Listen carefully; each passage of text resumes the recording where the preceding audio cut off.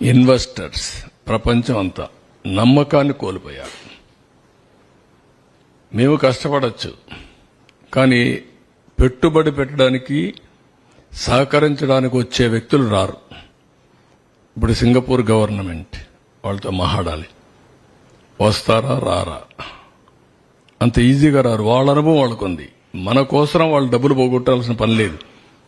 ఇలాంటి రాష్ట్రాలు, ఇలాంటి దేశాలు కొన్ని వందలు ఉన్నాయి వాళ్లకు. ఆ దేశాల్లో చేసుకోగలుగుతారు ఏదైనా హెల్ప్ చేయాలన్నా.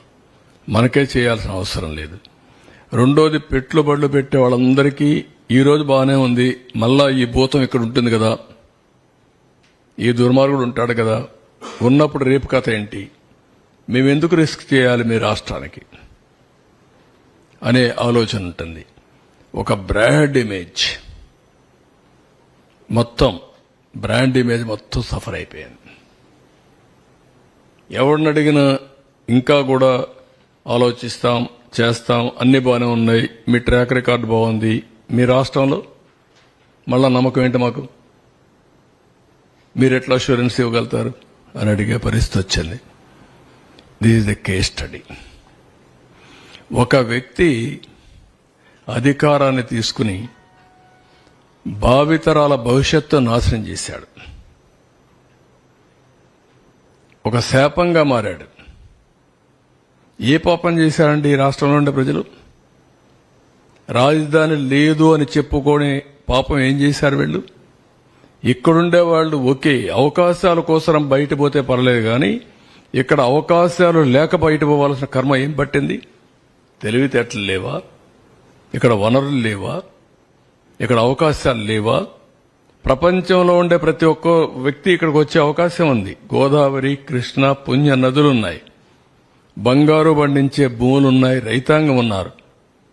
Andhra Pradesh rice bowl of India, దేశానికి అన్నం పెట్టిన రాష్ట్రం ఇది. తీర ప్రాంతం భారతదేశంలో నెంబర్ 1 ఇది.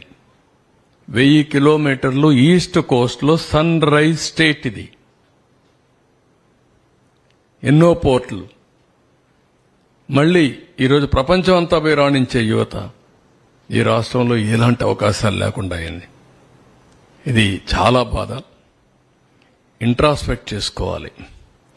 ఇలాంటి వ్యక్తులు ఇలాంటి ప్లేస్ని రాజకీయాల్లో ఉండడానికి అర్హత ఉందా అనేది ప్రజలు ఆలోచించాలి.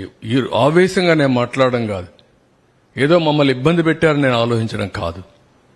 కానీ 5 కోట్ల ప్రజల భవిష్యత్తు కోసం పదే చెప్తున్నా, మీరు మరిచిపోకుండా ఆలోచించుకోవాల్సిన అవసరం ఉంది.